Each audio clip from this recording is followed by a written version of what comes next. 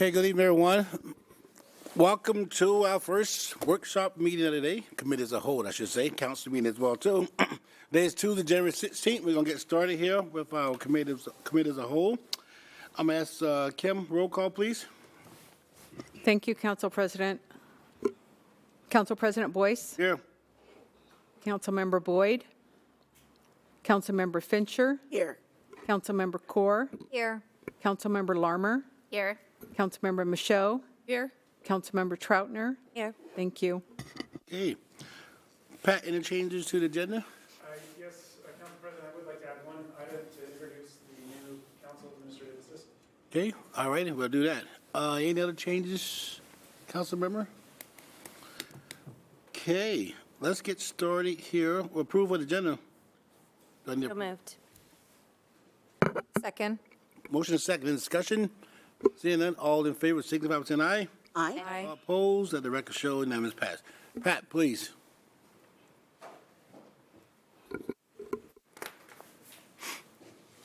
Good afternoon, council. Nice to see you. Happy New Year, by the way. This is our first council meeting of the year, so good to see you. I just wanted to take a quick moment to introduce Nicole Williams. Nicole, will you stand up real quick? She is the new council administrative assistant who's replacing Kathy. She's a 75% of a full-time employee. She was working at the front desk now. She is being onboarded with a slew of information, a ton of information, kind of bearing her information about how the council operates and local government and whatnot. So I just want to make sure that I had a chance to introduce her to you. She's available to you, so you have her extension. I think she's reached out to you by email before. Call her if you have questions. Of course, you can still call me. But I just wanted to introduce you guys. So Does Nicole have anything she want to say? I don't know. I warned her that you probably would have to say something, so she knows that you might ask her to say something. But I'm glad you introduced her. I get a lot of email, and I've just been deleting Nicole, but now I won't delete you anymore, okay? Welcome aboard. Welcome to the team. Glad to have you. All righty. Thank you, Pat. Appreciate it. Okay, let's get on with some presentation here. We have our operation. I'm going to ask for approval of the minutes, please. Second. Motion is second in discussion. Seeing none, all in favor, signify by saying aye. Aye. All opposed? Okay. How about pay some bills? A motion, please. So moved. Second. Well, you got it. So move, second. Hey, come on. All right. Hey, all in favor, signify by saying aye. All Aye. opposed? Let the record show unanimous pass. We got a second amendment to license by Mr. Tim Higgins. Tim, you want to come and address us, please? This is around the Thunderbird Hockey Enterprise, LLC. Council President, council members, Happy New Year. In front of you, you have an amendment to the license agreement between the city and the Thunderbirds. In particular, this is regarding the new scoreboard and advertising and a change that's going to take place. So I'm going to explain it a little bit for what you have in front of you, and then you can ask me some questions. So how we want to start it is the second page of the amendment, number 2. I think if I back into this, I can probably explain it a little better. Even though it's in front of you, I'm going to read through it. So delete section 6.4D of the agreement relating to fixed signage advertising on scoreboards and replace with the following. Pursuant to the original agreement, the city was to receive 100% of the scoreboard fixed signage advertising revenue to pay for new, when I say new, it's the original scoreboard, scoreboard fixtures and equipment upgrades. The new original digital scoreboard and associated equipment was purchased at a total cost of $1,178,140. As of November 2023, the city has received final payment on accounts receivable of the scoreboard advertising revenue dedicated toward the total cost of the new original digital scoreboard and associated equipment. Now I'm going to read the section that this is replacing. Fixed signage advertising on any scoreboard shall not be considered part of center advertising or hockey event advertising, as may be sold by the city as part of one or more packages to help pay for scoreboard fixtures and equipment, provided that after such fixtures and equipment are paid for, at the 100%. Revenue from fixed signage advertising on any scoreboard shall be considered part of center advertising revenue. Now I'm going to read to you what center advertising revenue is. The team shall be responsible for the sale of all center advertising. The team shall serve as the initial contractor, the team meaning the Thunderbirds, shall serve as the initial contractor to be responsible for the sale of center advertising and shall receive a commission of 15% of the revenue from the sale of center advertising plus an amount equal to 25% of those revenues after the sales commission. The city shall retain the remaining 75% of center advertising revenues after the sales commission. Now we go to page 1 of the amendment, number 1. Delete section 6.3 of the agreement entitled Scoreboard Advertising and replace with the following. I'm going to read to you what is being deleted. Scoreboard advertising. The team shall have the exclusive right to sell and to retain 100% of the revenue from the sale of advertising on the video and digital portion of the center's main scoreboard, including on any video or digital screens on such main scoreboard and other video screens installed in the center, and that receive the same audio or video feed as the main scoreboard, and to control the content on all such video or digital portions of the main scoreboard during all hockey events. So essentially, why we're making this change, if we didn't make this change, the new scoreboard is all digital, all video is all digital. The Thunderbirds would have the right to retain 100% of that revenue. Okay. So the change that is taking place is us identifying scoreboard advertising as putting it into center advertising, taking that to a 15% commission, 25% to the team, and 75% to the city, which takes it where it should be with all advertising. So that's the reason for this change. Okay. Okay. That make, Well, you're ready like an attorney. I'm about ready to call my attorney up to validate what you just said. So. But no, Adam took care of this. yeah, I know. No, I'm okay. We talk. I'm okay with this. I don't have any question, any concern. I guess, council member, I'll start. Any question, Councilman Troutner? No, so this is really just kind of a housekeeping measure to make sure that that form of advertising is at the same. Yes, yes. Okay. That the team, as per, if this change was made, the team would receive 100% of that revenue. Okay, perfect. Thank you. Councilman Core, you okay? Councilman Shaw, Finter? Okay, all right. Well, let's see here. I need a motion, please, somebody. Chair, I move to authorize the mayor to sign the second amendment to the license agreement with Thunderbird Hockey Enterprises LLC, subject to final terms and conditions acceptable to the city attorney. Second? Motion and a second. Any discussion? Seeing none? All, hey, we haven't voted yet. All in favor, signify by saying aye. Aye. All opposed? Okay, you're good. Thank you, Tim. Appreciate it, bud. Okay, item number D, Michelle Ferguson, one of our favorite.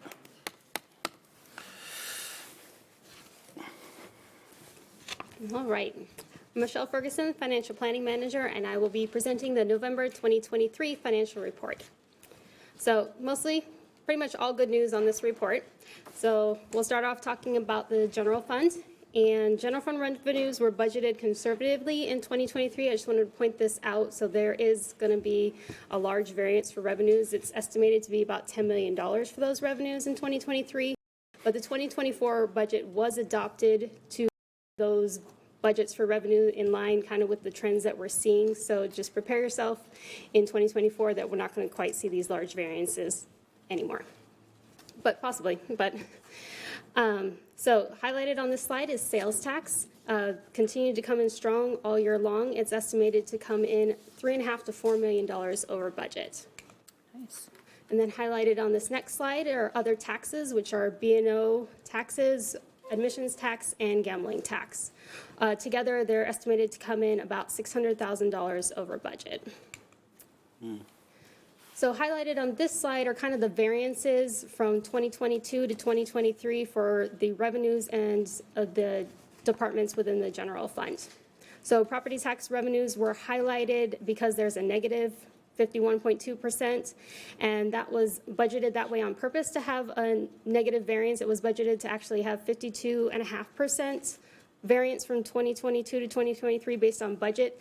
And as you can see, the percent of budget through November collected is already almost at 102%. So that one is doing just fine, even though it shows a $16 million variance.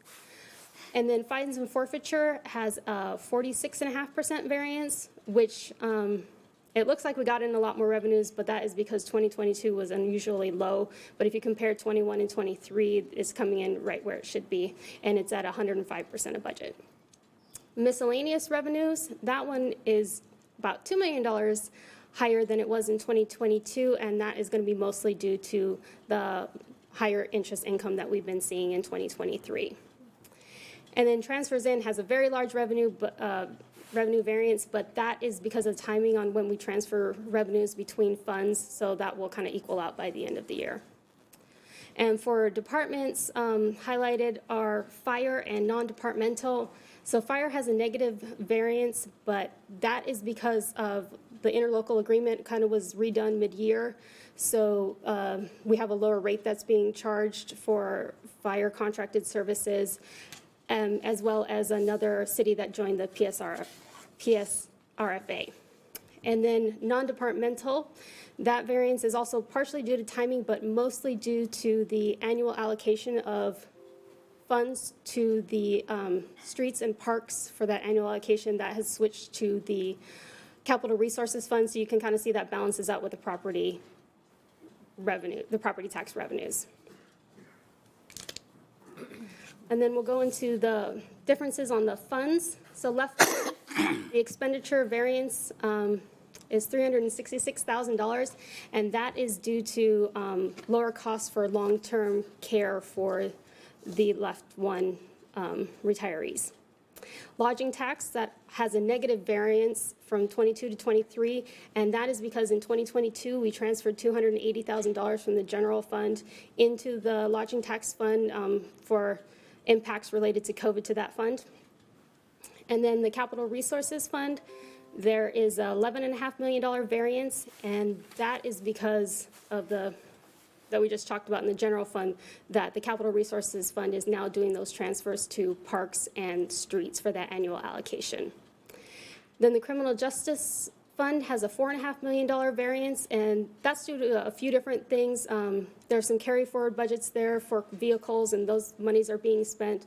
There's also some transfers out there's a little bit of a timing issue with that, what's done in November versus December. And then also some filled positions that weren't filled in 2022 that were filled in 2023.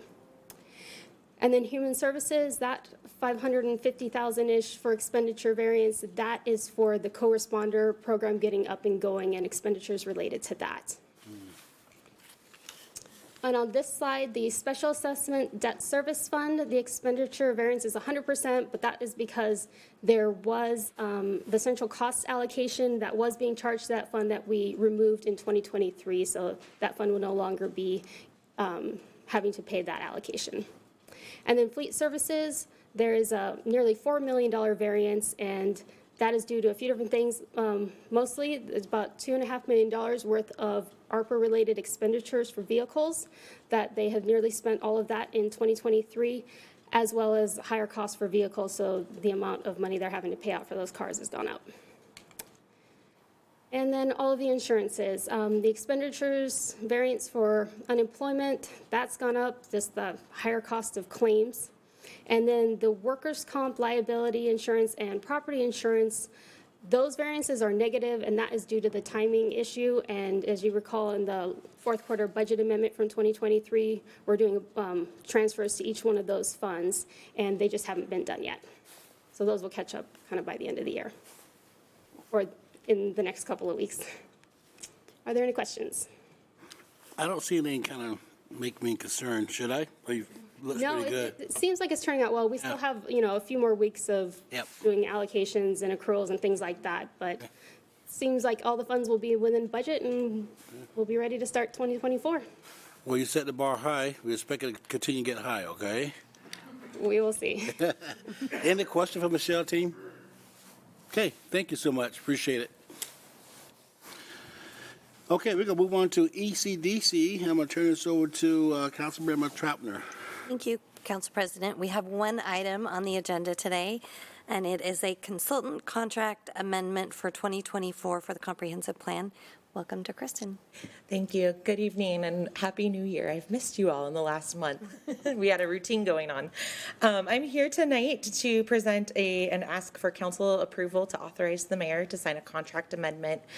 This is something that was anticipated, and we've had funds in the storehouse knowing that we had scoped the original contract, really lean and relied on some assumptions as opposed to over budgeting and over scoping, and then realizing that we really were paying consultants more than we needed to. And so we started out relatively lean in our contract scope, and then once we fully understood what we would need to create a new comprehensive periodic update, which is the bigger process. Plus, as you may recall, last year there were a lot of housing amendments, which changed and actually had us rerun some of the models and do work that we weren't anticipating. Now we know the full scope of really what that contract amendment is. So this is kind of a two-part contract amendment. The first part is to that original we were thinking of to recognize some of the assumptions that we had placeholders for that we could actually dollar amounts to, and then recognize the new state laws and changes that we needed. That contract amendment is for a total of $130,000. The second part is for the city's downtown sub-area plan update. That was something that we realized after we'd already approved the first contract, that in 2025, which is right around the corner now, PSRC will be doing a recertification process. We have two designated regional centers, the Industrial Valley, which we adopted Raleigh the Valley, and are in compliance for. The DSAP, or Downtown Sub-Area Plan, was just updated in 2013, and we haven't really done any substantial updates, but since then PSRC has significantly changed what they require for that certification process. And so really this is to bring us in alignment and keep us competitive for a lot of the regional grants. With that certification process, we've been getting from PSRC about 10 to 15 million every 2 years, mostly for capital funds and different projects. So it's a relatively good return on investment for a $280,000 plan update. Again, there's no budget request. We've been anticipating this and rolling over some funds from the previous years, knowing it was coming, just not knowing entirely the scope. And then just wanted to highlight our staff and our team are very efficient with our funds. Another peer city has spent over $750,000 just on their EIS alone, not including their comprehensive plan updates. Another city I'm aware of did a small comp plan update with a sub-area plan, and they were running over $1 million. So our total contract is still under $1 million. So we're still running relatively efficient compared to a lot of our other peer jurisdictions. So you're paying for your own salary. That's good. We are working hard. You're getting your money out of all of our staff too. We are helping to supplement. Thank you, Kristen. Any questions? All right, with no questions, I move to authorize the mayor to sign amendment number 1 to the city's contract with MIG Incorporated, subject to final terms and conditions acceptable to the Economic and Community Development Director and City Attorney. Second. All right, we have a motion and a second. Any other discussion? Seeing none, all those in favor say aye. Aye. Any opposed? All right, motion passes unanimously. Thank you, Kristen. Thank you. And Council President, I will turn it back to you.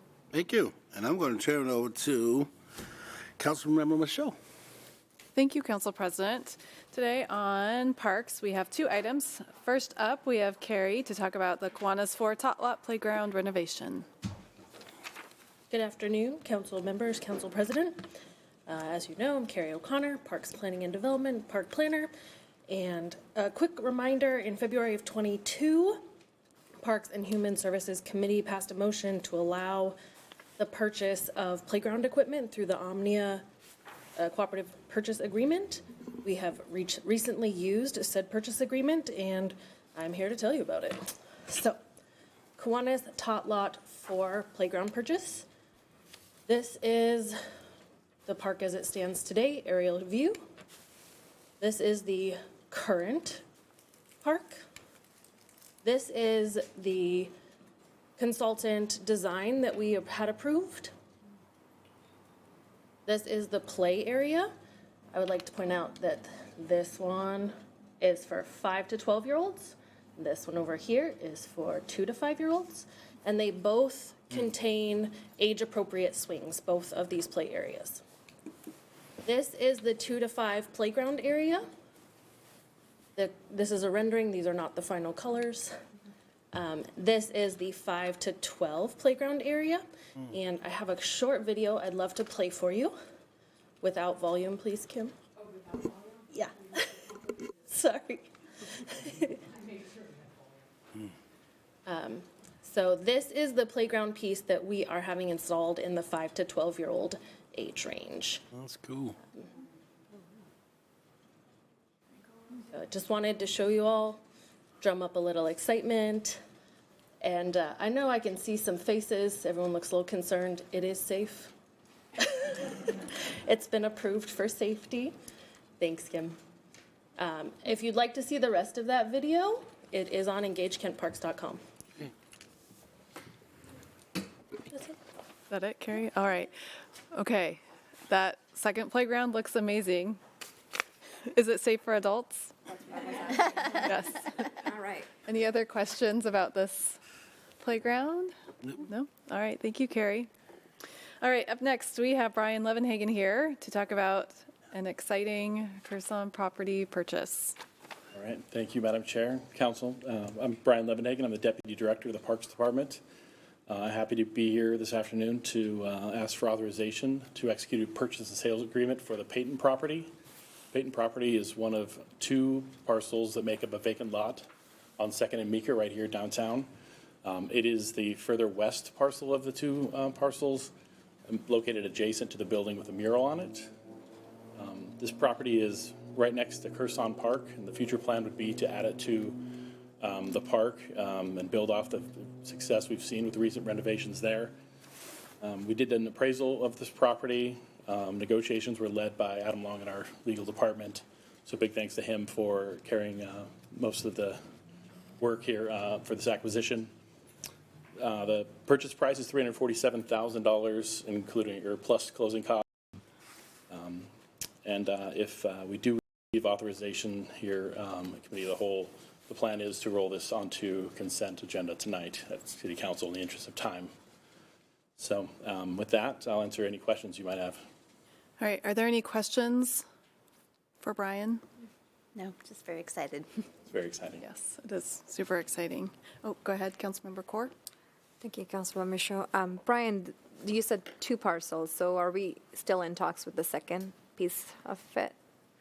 There are negotiations ongoing. Okay, all right, thank you. Looking forward to the whole complete park. Okay, any other questions, comments? All right, all right. I move to authorize the mayor to take all action necessary and to sign all documents to purchase the Peyton property for $347,000 plus closing costs upon terms and conditions acceptable to the Parks Director and City Attorney. Second. Any discussion? All in favor, say aye. Aye. All right, motion passes. All right, thanks so much, Brian. Back to you, Council President. Thank you, Councilman Michaud. Hey, Chad, the last meeting I gave you a hard time by waiting till the last meeting to do all your work. So you decided to do all your work in the first meeting in 2024, right? Good job. Okay, I'm going to turn this over to Councilmember Fincher. Thank you very much, Council President. And we're going to start off with Christina Neff talking about grant acceptance. And you have a couple of them, too. I do have. Tell us about. Yeah. Hello, everyone. I'm Christina Neff. I'm the senior biologist with Public Works Environmental. And I was here last February to talk about the Boeing Rock Habitat and Recreation Enhancement Project. So I'm happy to be back to request acceptance for 2 grants that have been awarded for the project. I have 1 presentation, but there are 2 motions associated with it. One for the Salmon Recovery Funding Board and one for the King County Parks Levy grant that have been awarded. So just a refresher, this is the project location. It's between South 200th and South 212th Street. It's on the east bank of the river, and it's south of the Three Friends Fishing Hole. It's about 0.8 miles of riparian habitat that we're looking to restore. And this reach, and it's going to have incorporating large woody habitat structures, alcoves along the riverbank, riparian plantings for shade, removing invasive plants. And this is while also making sure that there's amenities for passive recreation that are maintained in this area. We're partnering with the Parks Department to balance the needs of recreation for users in this area and for some habitat improvements. So for these grants, there's some planning elements that were in the scope for these two grants. Administration of the project, a feasibility study to evaluate some alternatives, basis of design report, some site assessments for geotechnical report, hydraulic modeling needed for the basis of design, a conceptual design for the chosen alternative, and some stakeholder coordination while we're developing the preferred alternative. So these are the two boards that were provided by these. The Salmon Recovery Funding Board, or SURF Board, had $255,319 awarded for the project, and the King County Parks Levy Open Space River Corridors Program had $200,000 awarded. The SURF Board has a required 15% match, but that'll be provided by the Parks Levy grant award. So accepting these awards, we can move on to the next phases of the project design, and the design will allow for future improvements on this stretch of the levee to provide 500-year protection. There's some additional improvements along this area that will still be allowed after this project is completed. So with that, if there's any questions? Nope. Questions, council members? Okay. Well, I'm going to, so that I'm happy that, I'm always happy when we get money. Of course, we have a ways to go before we can actually start digging in the ground. But, you know, looking at with climate change and the temperatures of the water, what this is going to provide upstream is going to help with that salmon and, you know, all of the plantings that are going to go, the woody debris that's going to be installed. So, good project. Ready for a motion, Council President? I move to authorize the mayor to accept grant funds from King County in the amount of $200,000 for the Boeing Rock Recreation and Habitat Enhancement Project, amend the budget, authorize expenditures of grant funds, and authorize the mayor to sign the grant agreement subject to final terms and conditions acceptable to the city attorney and the Director of Public Works and Parks. Second. It has been moved and seconded. Any discussion? All in favor? Aye. Then we're going on to the next one. I move to authorize the mayor to accept grant funds from the Washington State Salmon Recovery Funding Board in the amount of $255,319 for the Boeing Rock Recreation and Habitat Enhancement Project, amend the budget, authorize expenditures of the grant funds, and authorize the mayor to sign the grant agreement subject to final terms and conditions acceptable to the city attorney and the directors of public works and parks. Second. It has been moved and seconded. Any discussion? All in favor? Aye. Both measures have passed unanimously, and we will be continuing design work on and salmon recovery and the Boeing Rock design. Project design. Thank you. Next, we have Rob Brown, who's going to come up and tell us about more grant acceptance. Absolutely. More money's always good. Good afternoon, council members. My name is Rob Brown. I'm the Transportation Engineering Manager in the Public Works Department. I'm here this afternoon to present a grant opportunity from the Washington State Department of Transportation to help fund the city's commute trip reduction program, which I will refer to as the CTR program. I'll say it a lot. Ooh. Hopefully you can read that. So just a quick overview or history of the CTR program. It was adopted by the Washington State Legislature in 1991, and it is mandated, so it is required for any business that has 100 or more employees that arrive at work between 6 a.m. and 9 a.m. And the original intent of it was to reduce a single occupant vehicle use during those traffic periods and reduce congestion on our roads and highways.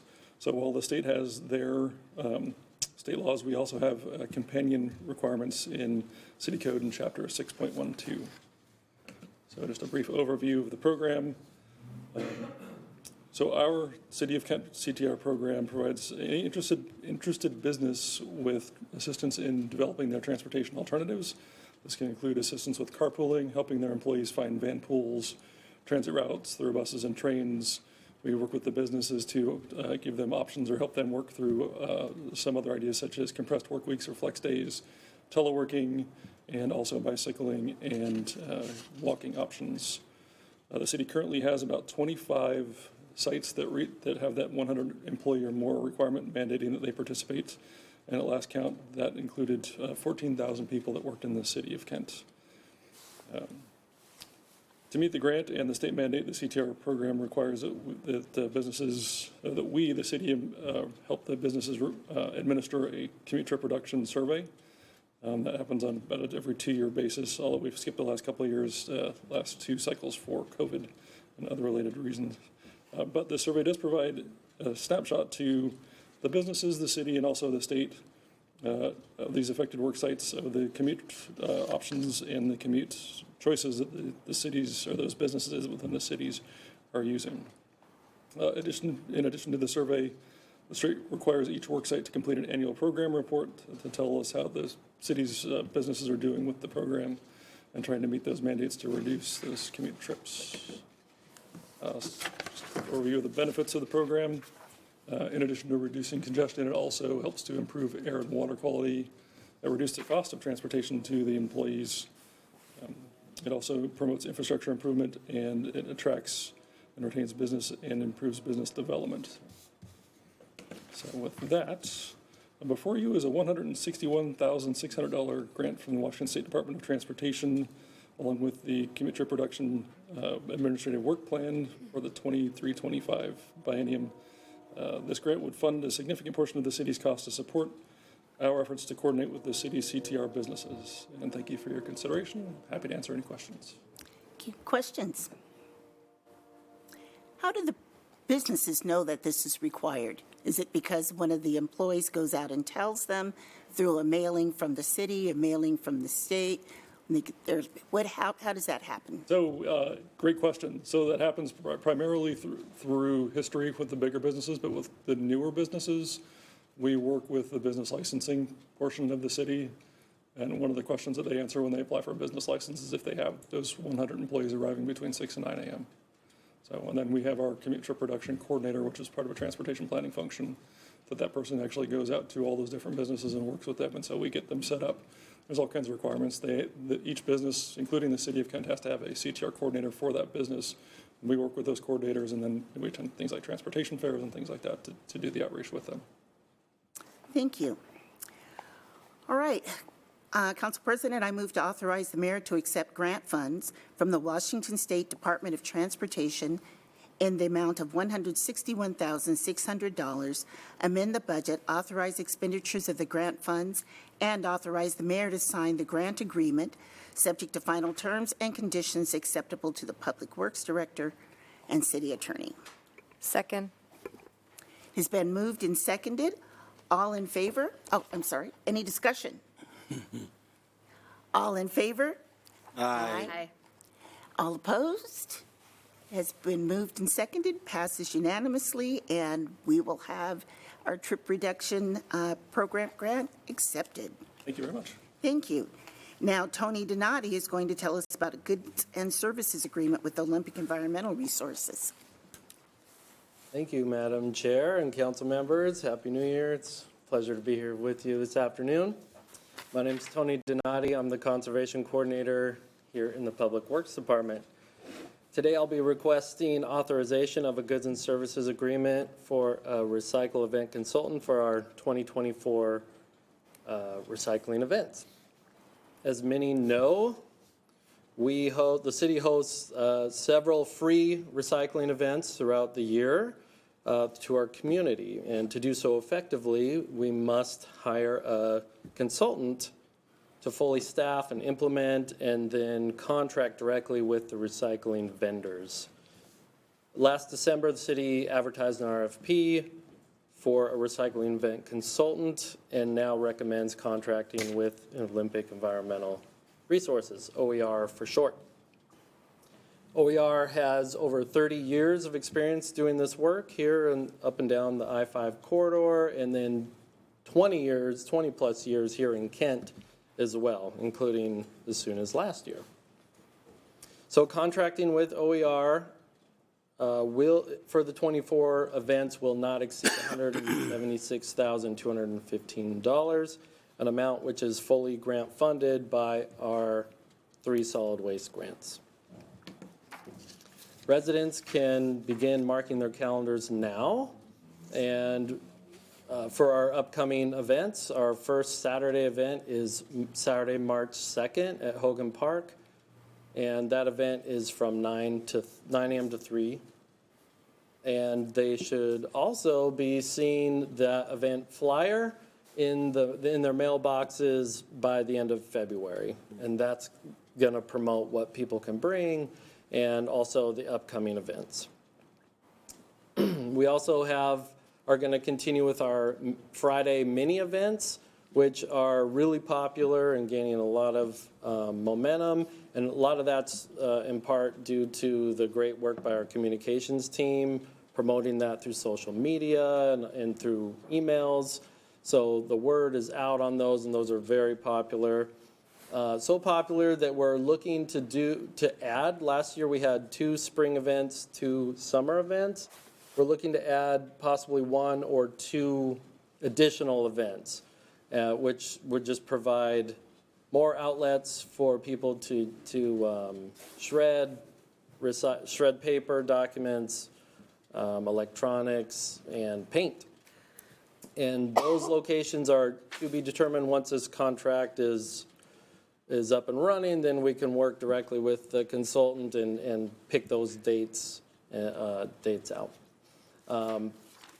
However, we do know the locations are going to be spread out throughout the 3 major areas of the city: East Hill, Valley, and West Hill. And then people can check out the website now and to get a good look at what items we'll be accepting at our Saturday and our Friday events. Again, the flyer will be out to people's mailboxes in February, and people can contact me directly if they have any questions as well. Happy to answer those. So with that, I'll take any questions. Council members? Can I assume printer fall on electronics? If I got a printer need to recycle, that falls on electronic? Yeah, you can bring that as a printer. Happy to accept that. Thank you. Yeah. And I'll just mention that on the website, they have a very good list of what you can and cannot bring. So I am really glad to hear, and thank you for announcing the date of that March 2nd event. Actually, I did have one question. Yes. I just noticed the textiles. Does that include textiles of any condition? Yes. Okay, so it can be like ripped jeans and stuff. Absolutely. Because I know that's Holy a hard time. socks. Place. Okay, Yeah. great. Yeah, absolutely. Wonderful, thank Single you. socks, yep. Anyone else? Okay, in that case, I move to authorize the mayor to sign the goods and services agreement with Olympic Environmental Resources, subject to final terms and conditions acceptable to the Public Works Director and City Attorney. Second. It has been moved and seconded. All in favor? Aye.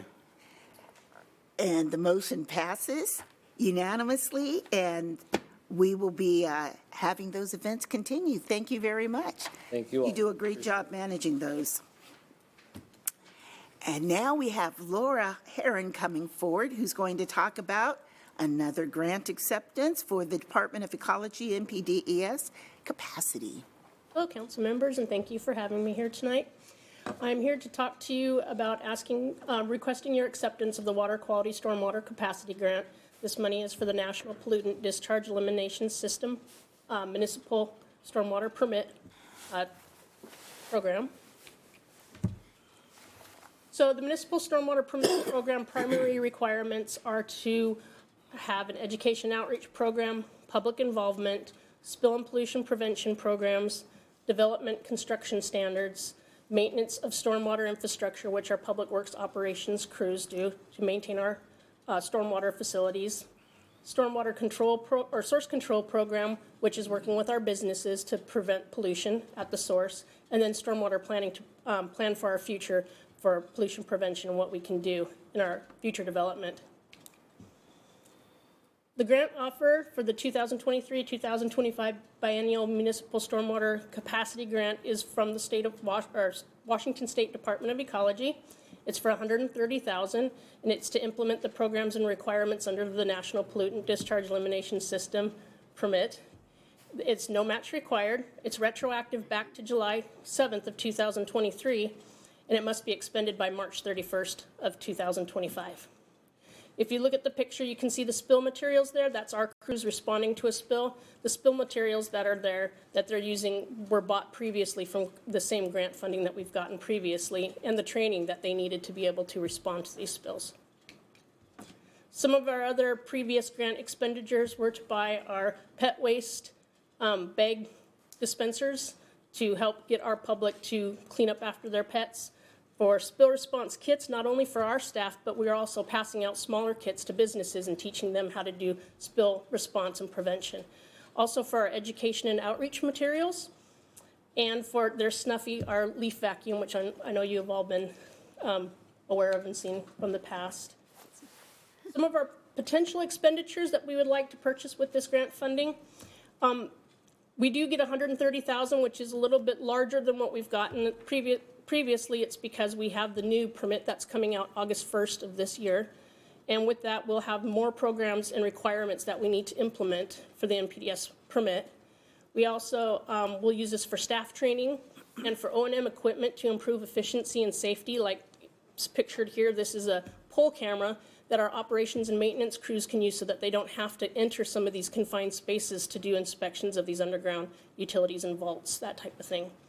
Also for sampling and monitoring and the supplies to do so, educational materials, and then the spill kits and materials as I previously mentioned. That's it. Well, thank you very much. Questions, comments? Well, I just want to have a couple of reminders. Somebody's having a car wash.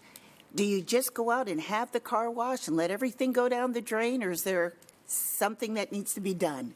The best thing that you can do is to work with an actual car wash, like Brown Bear or something like that, and sell coupons for it because they're set up to actually take care of those pollutants on site. Or to bring it to your car to a grassy area or somewhere in the gravel. But there's a lot of other ways to fundraise out there too that won't cause pollutants to enter our system. And if anybody needs those examples, I have a whole list of them, so just let me know. Thank you, because those pollutants can, one, if they're not filtered out by the system, then they end up out in the sound, which then can impact all of us and the quality of the water that we have living organisms in. So thank you very much for the work you're doing. And you notice there were a lot of different things up there that they have to do, a lot of requirements. Some of those requirements are sprung on you basically by surprise by the state that you then have to figure out how to fund. And so I am just very happy that your guys are on top of this. We have a great staff here. So I move to authorize the mayor to accept grant funds from the Washington State Department of Ecology in the amount of $130,000 to help implement the National Pollutant Discharge Elimination System program, amend the budget, authorize expenditures of the grant funds, and authorize the mayor to sign the grant agreement subject to final terms and conditions acceptable to the city attorney and public works director. Second. Any discussion? It has been moved and seconded. All in favor? Aye. Aye. Opposed? Motion carries unanimously, so we can get that money. Thank you. And we now have Melissa Dahl with us, who is going to talk about our Sub-Regional Opportunity Fund, Earthworks Canyon. Hello, Melissa Dahl, Public Works Engineering. Thank you for having me. I'm here to provide you with an update to a presentation I gave back in September of last year.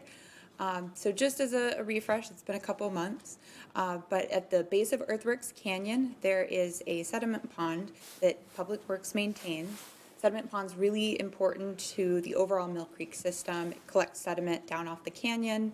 Every year, at least once a year, our operations crews go out and remove all that excess sediment so it doesn't end up further downstream in Mill Creek.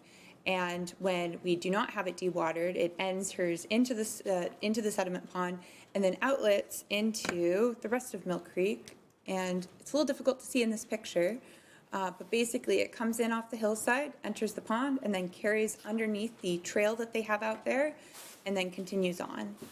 It's really critical for the overall system, but that culvert where the water outlets into the rest of Mill Creek is also really important for not only allowing the water to leave the system, but also allowing people to get across. Previously, we shared with you that we were going to be applying for a grant from the Flood Control District through the Sub-Regional Opportunity Fund to acquire funds to look at design efforts, planning efforts to replace the 2 culverts that we currently have out there. Presently, these are a picture of the 2 culverts. They're 2 30-inch corrugated metal pipe, so that's where you kind of see the ribbing to it. They're older culverts. They're not in terrible condition, but they're not in great pristine condition. So we're looking at using the funds to look at that design effort. It's not enough money to cover the full construction cost, but it's enough money to build a good base that we can look at applying for grants in the future to replace it either with an upsized culvert or a bridge in some capacity. So that's something that we're going to be looking at for the future, but it's also something that we're going to be continuing to work with both Public Works and Parks with as well moving forward. So we did receive that fund. We did get approval for it. It's about $215,000, a little bit less than that. As a reminder, the way that fund works is every year the Flood Control District accepts or collects all of their funds, and then every year they give back, I gotta look this up, 10.23% back to all the respective cities. And so that is our 10.23% for this year. Happy to answer any questions anyone has.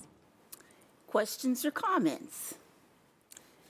We are grateful for that 10.23%.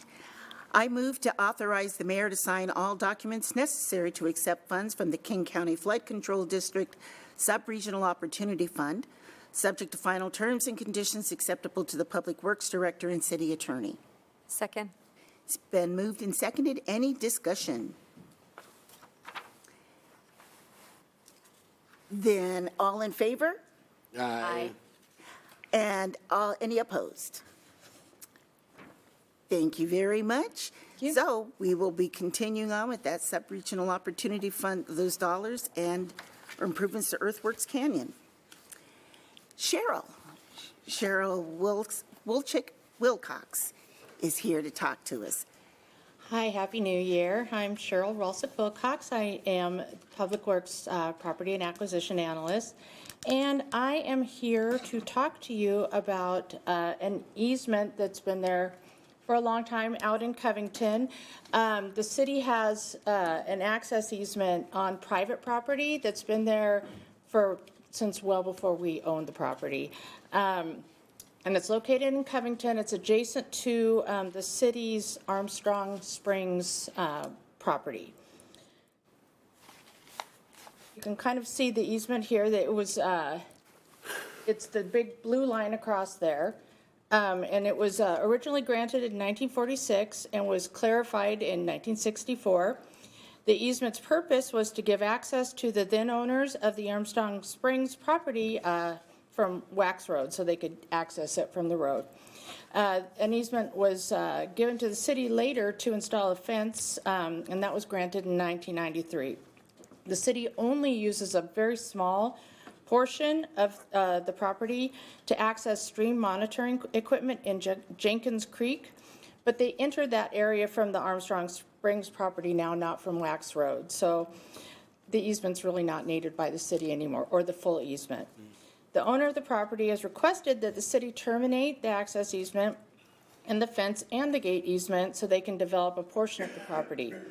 And since the city doesn't use the majority of it and no longer needs the fence and gate, we've agreed to terminate the existing easement in exchange for the property owner granting the city a new, smaller easement which will be an access and utility easement that will allow staff to continue to access and upgrade water monitoring equipment from the Armstrong Springs property. And so I'm here to ask you to authorize the mayor to sign the documents necessary to terminate the 3 existing easement documents and to accept the new easement for a smaller area. Thank you very much. Any questions? Comments, concerns? Okay. I move to authorize the mayor to sign all documents necessary to terminate existing easements and to accept new water utility easements in exchange, subject to final terms and conditions acceptable to the Public Works Director and City Attorney. Second. Discussion. All in favor? Aye. Opposed? Motion carries unanimously. Thank you very much, and we'll still be able to access the property, part of the portion of the property that we need.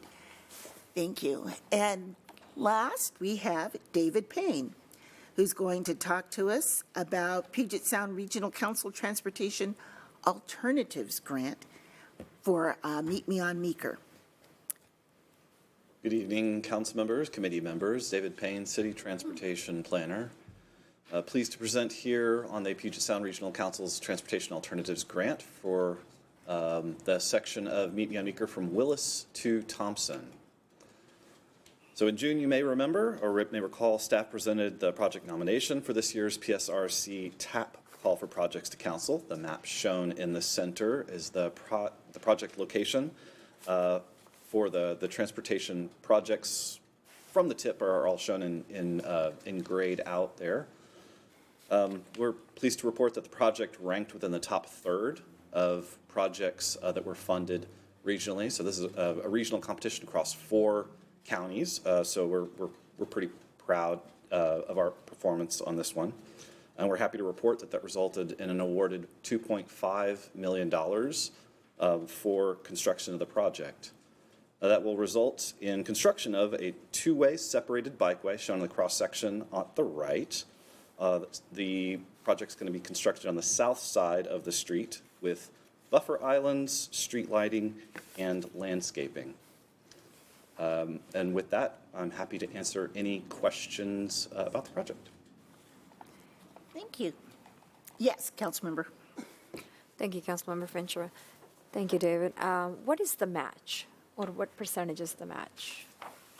The match is 20% of the 2.5, but we've included a cost escalator or some buffer for the construction of the overall project. So what you'll see in the transportation improvement program is $1.3 million. And I'll talk a little bit more about that in this evening's workshop session on reviewing last year's grant awards. Thank you. Anything else? Okay. I move to authorize the mayor to accept grant funds from the Puget Sound Regional Council in the amount of $2,500,000 for the Meet Me on Meeker Washington to Thompson project, amend the budget, authorize expenditures of funds, and authorize the mayor to sign the grant agreement subject to final terms and conditions acceptable to the city attorney and public works director. Second. It has been moved and seconded. Any discussion? All in favor? Aye. Aye. Opposed? Motion carries unanimously. More work to be done on Meet Me on Meeker. And I believe that is the final one, Council President. And I would just point out there was a lot of work there that a lot of times I had to ask for grants to be accepted. Well done, Public Works. Okay, thank you, Councilmember Fincher. Okay, that's all we have. We're going to adjourn until 5:15. Thank you.